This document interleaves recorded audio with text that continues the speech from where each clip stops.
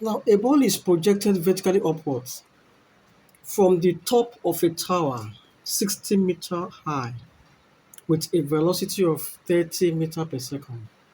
The question says calculate the maximum height of the ball above the ground at the ground level. Second question says calculate the time taken for the ball to reach the ground. Now here's the tower, here's the ground level, and then from the top of this tower, this ball is shot upward.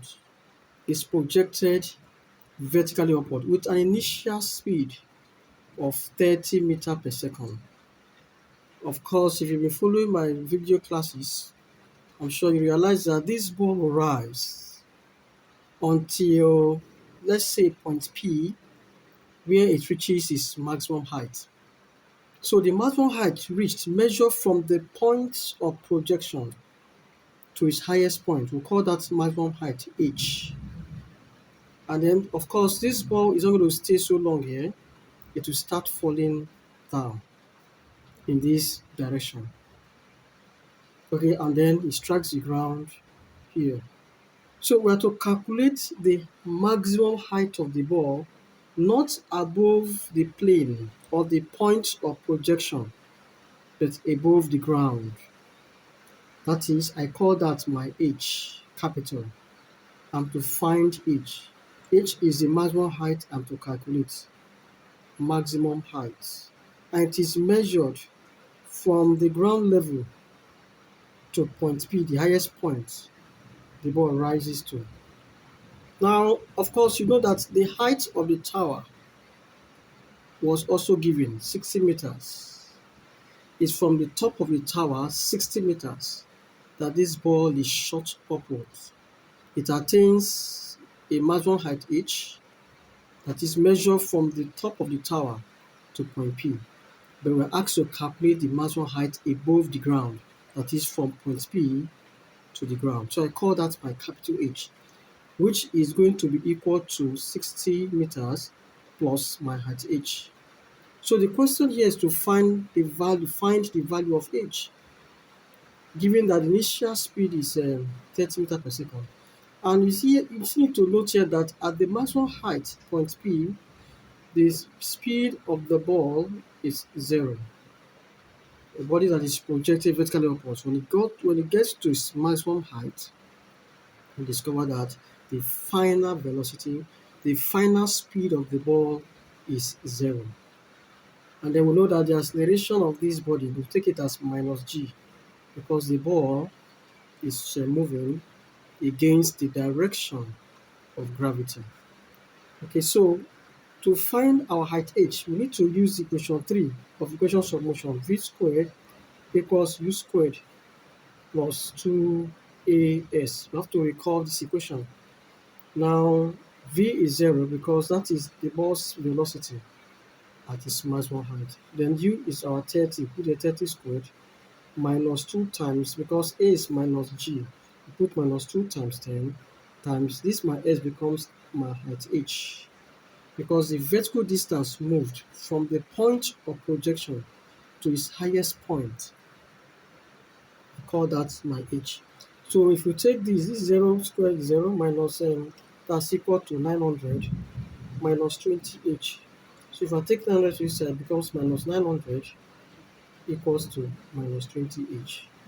So that the height, if 0 cancels 0, the height of the ball above this point of projection is 20. Sorry, if we divide this by this, that gives you 900 by 20, which is going to be 45 meters. Now, we are not going to stop here. This is just the height of the ball from this level to its highest point P.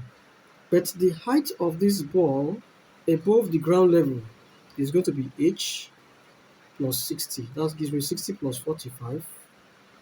That will give me 105 meters. Now the next question says we should find the total time taken for the ball to reach the ground. This total time, now this total time we are talking about is the time taken for the ball to rise from this point which is the point of projection to its maximum height, and then fall back down to the ground at point Q. So time taken to go from point, I should call this point of projection, point A to point P, and then from point P to point Q. First of all, we have to divide the time into two. Time taken for the ball to move from A to P. Okay, we have to find that time first. We should call that time T1. How do we calculate T1? Come back here at maximum height again. The final speed of the ball is 0. The initial speed remains 30 meter per second. Our A is minus G, which is minus 10 meter per second squared, and we're looking for time T. Let's call that T1. So we're going to recall the first equation of motion. The first equation of motion, that is V equals U plus AT. Now, because A is negative here, it's going to be 0 equals 30 minus 10 times T. So it takes 3 seconds. From here now, minus 30 equals minus 10T, or T1, minus cancel minus, therefore T1 is 3 seconds, dividing both sides by 10, 3 seconds. So it takes 3 seconds to rise from point A, which is the point of projection, to the highest point, that is point P. Now, time taken to fall back a total distance or a height of 105 meters. In the last, the one we calculated before, the height of the ball from point P to the ground, we got that as 105 meters. So what is time taken to fall this height?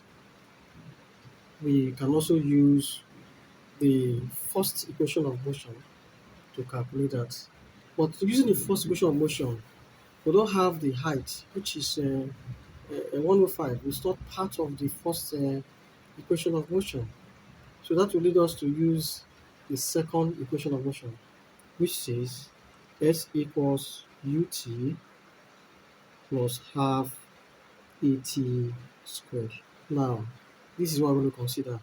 At point P, when the ball starts falling down, the initial velocity is no more 30.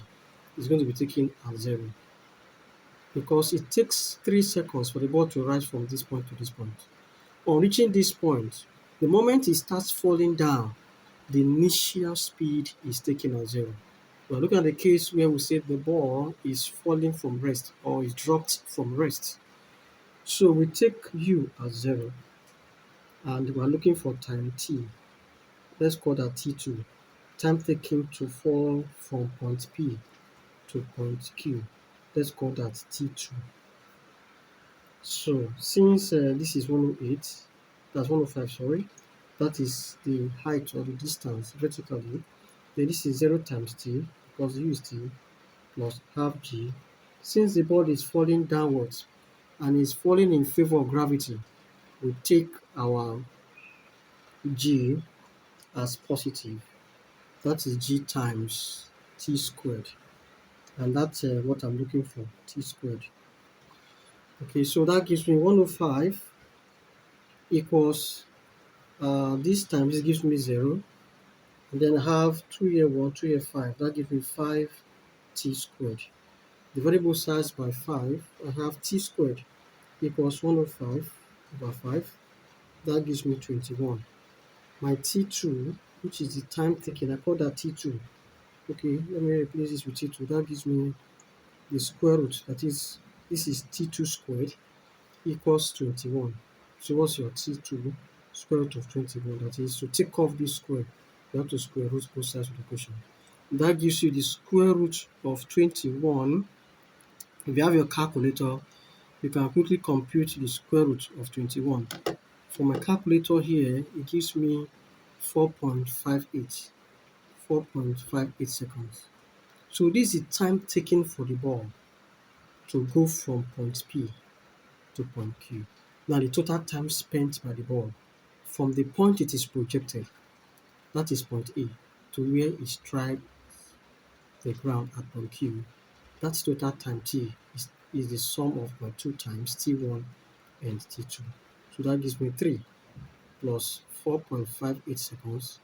That will give me 7.58 7.58 seconds. So it takes a total time of 7.58 seconds for that ball to, from the point it is projected at point A to where it hits the ground at point Q.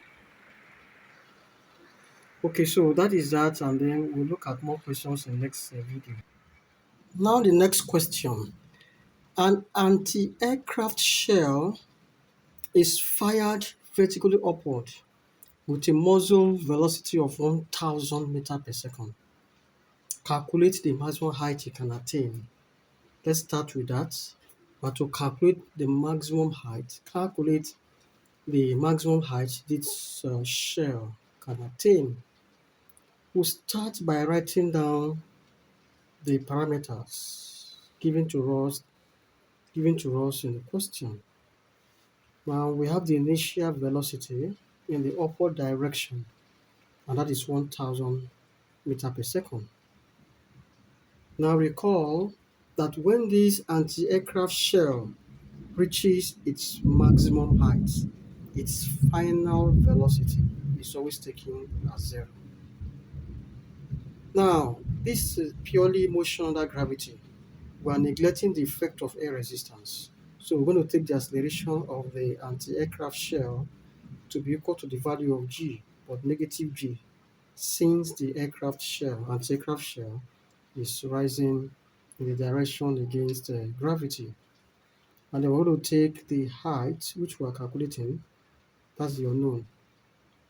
So with these four parameters, the initial velocity, the final velocity, the acceleration, and the height, I think equation 3 will serve us well. V squared equals u squared plus 2as. Now my v is 0, so that's 0 squared equals u squared, that is 1000 squared, minus a is minus g, that is minus 2 times 10. 2 times 10 times my s becomes my h. That is the maximum height we can attain. So I move to this side. 1000 squared, that is 1 million, 10 to the power 6. By time I move this 1000 to this side of the equation, it's going to be negative. That equals 20 times h minus negative because of this negative sign. Then we'll say negative here cancels out negative. What happens there is 20h equals 1 million. That is 1000 times 1000 is 1 million. If I want to write it in figure or write it out in full, this is my 1 million. Then I divide both sides by 20 so that the maximum height the anti-aircraft shell can attain is 1 million divided by 20. That is this divided by 20. So this 0 cancels 0. That's 100,000 left. Divided by 2 will give you 50,000. So this is the maximum height that the anti-aircraft shell can attain. We can express this in kilometer, and in kilometer we can have, that is, we divide this 50,000 by 1000, since a kilometer is equal to 1000 meters. So to convert meter to kilometer, we divide by 1000. That gives us 50 kilometer. And I divide 50,000 by 1000.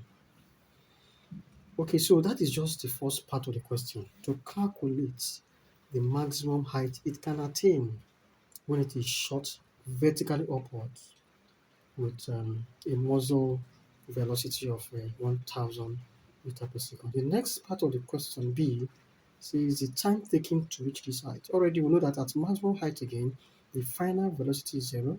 The initial speed remains 1000 meters per second. We use our A as minus g, and we're looking for the time t as unknown.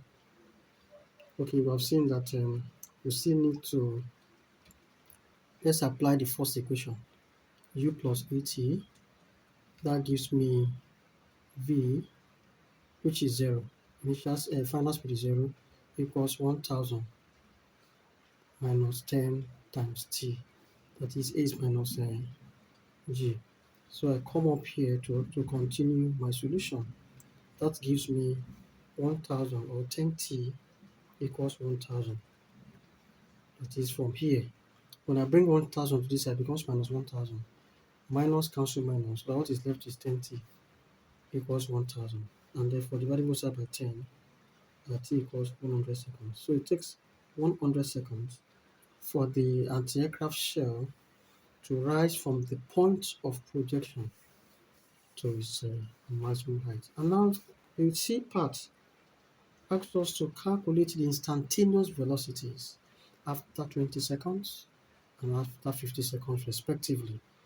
When we say instantaneous velocity, we're talking about the velocity of a body at a given instant, and it's calculated using v equals u minus gt. Negative in the sense that this anti-aircraft shell is rising in a vertical direction. So v is not zero because after 20 seconds, the anti-aircraft shell is still in its motion. It's still moving upwards. It has not reached its maximum height yet. It reaches its maximum height after 100 seconds.